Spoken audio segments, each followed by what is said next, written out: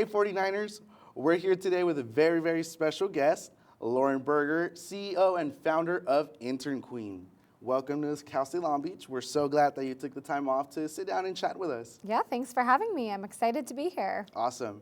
Well, Lauren, as CEO and founder of Intern Queen, can you tell us what exactly is Intern Queen? Sure. Intern Queen is a free website where college students can log on, they can read our advice on everything internship career related, and they can apply for as many internships as they want, and it's all free. Are there any special services that you guys provide to students? Yeah, it's really just a matter of getting students to our website and helping them identify companies where they might want to intern this summer, and then arming them with that advice that's really going to help them land their dream job. What is it that you're planning on doing tonight with our students here at Cal State Long Beach? Sure. So it is March, which is the most popular month to talk summer internships. And so my job is going to be to get in there and to make sure that every student puts internships at the top of their priority list and knows exactly what steps to take to find, land, and make the most of an internship. Or if they're graduating, because I know a lot of students are graduating in just a few months,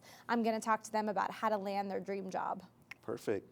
So let's talk a little bit about starting the search. What would you say would be the first step for students who want to intern at a particular company but don't have any prior experience or work experience? Sure. So I always say flip the script. Instead of telling me what you don't have, tell me what you do have. And everybody has something, whether it's a part-time job, a previous internship, campus leadership experience, a relevant class, volunteer work. Think about what you do have and try to talk about that in a way that's relevant to the company that you're applying for. Okay. So based on your experience, what is the best way to make your resume stand out? Sure. I think, again, it's a matter of making sure your resume is relevant. I always recommend printing out the internship listing, going through it with a highlighter, and then looking at your resume. Do you have what they're looking for? It's kind of like looking at the answers to the test. Like the job listing says what the company is looking for. So if the job listing says we want someone who has social media experience, you better have social media experience on your resume. So it's sort of a matter of playing connect the dots, and that's how to really make the resume stand out. Definitely. So are there any things that a student should leave out from their resume?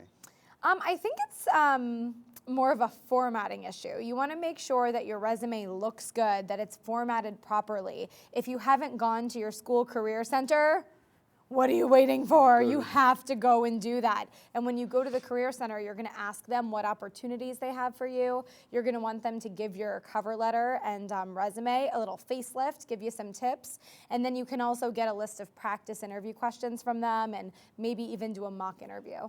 So aside from the resume, a lot of internships require you to submit a cover letter. Yep. What should you include in a cover letter? Sure. Well, something I want to point out here is that when you email a company your materials, you don't just copy paste your cover letter into the body of that email, right? Because then the employer opens their email and they're like, what is this? This is too much information. You want to attach your resume and your cover letter as PDFs. That's important to note also. You don't want to send them as Word docs because the formatting is all funky and it's going to open up differently for everybody. So make sure that you're saving your materials and you're not just saving them as resume. Put like your first name, your last name, and then the word resume, because the employer is going to save these items on their desktop and you want them to be able to find your materials when they're ready to hire. But in terms of the cover letter, try to write something that comes across as passionate yet professional. It's really important to find that balance. Now, in your cover letter, should you focus more on, should it be a little bit more personal, or should you try to highlight certain experiences? It's all about connecting the dots. So what have you done that the employer should know? It's really an opportunity for you to sell yourself, and it's a mix. I think it's selling yourself both personally and professionally, and just making sure that that employer knows you are the best fit for the job. Definitely. What are some common mistakes that a lot of students tend to do with their cover letters when applying to internships? Sure. I think the biggest mistake is that students get real excited at like 3 o'clock in the morning. They apply for 100 internships. I used to do it. We've all been there. And then they send the wrong materials to the wrong companies. So they're trying to apply for People magazine, but it says Dear Cosmo. Yeah. I think those are like the mistakes that just give me a stomachache because they're human errors, you can't fix them, and but I think spelling errors is very common. And then also, I read a cover letter just the other day, and I read it and I was like, what did that even say? Like, I don't know where the student is gonna be this summer. Are they in New York, in LA, in DC? I have no idea. I know that it's not like a tailored cover letter. They clearly didn't write it for the company. So I think that your resume has to say something, or in your cover letter. You know, it has to say the who, what, where, when, why, and it has to tell the employer something. You don't wanna have a generic paragraph that you just send around to everybody. Let's move on then from the applying and looking for internships aspect. Let's say, for example, I submitted my resume, my cover letters, and I get an interview for an internship, which is what we all want to eventually get. Yes. Let's say whether it be by phone, in person, or Skype, what are the best ways, or what are some tips that you recommend to prepare for that interview? Sure. So the first thing is, again, go to the Career Center and get that list of practice interview questions. My first book that came out a couple years ago, it's called All Work, No Pay. You can get it at Barnes & Noble, Amazon, anywhere. It's really inexpensive, but that also has a list of practice interview questions. And I think preparation is key. And for a lot of students who are shy or nervous, that preparation is what's going to help really calm your nerves. So preparing for the interview is also, it's always key. During an interview, I always have trouble answering this one question. Tell me a little about yourself. Yep. What do you recommend, or how can a student prepare when they get asked that question? Yeah, How should they answer absolutely. it? I think just keep it focused. You don't want to go off on a tangent. If someone says, tell me about yourself, you want to keep it short, sweet, to the point. You don't have to tell them a story. I think a lot of students feel like they have to say something or tell some story or talk about like the worst time in their life when they're asked that question. But I would say, you know, my name's Lauren. I'm a senior at Cal State Long Beach. I'm a PR major. And then focus the conversation around why you want to work for that company. Throughout your resume, your cover letter, your interview, you want to bring it back to the employer. You really want to make the employer feel special. Say, I'm really interested in this company because I love your clients. I've been following you in the news for years, and I'm just so excited to be in the running to be an intern with you. So, example, but perfect example of but it, it's yeah. who I am, where I am in school, and why I want to work for the company. Sometimes a lot of students will answer the question, in a personal way. Yeah. How personal should the answer be? I don't think you want to go too personal. I mean, okay. you don't want to go so personal that it gets a little bit awkward. Like, it's sort of like you're going on a first date. You don't want to tell them too much on the first date, right?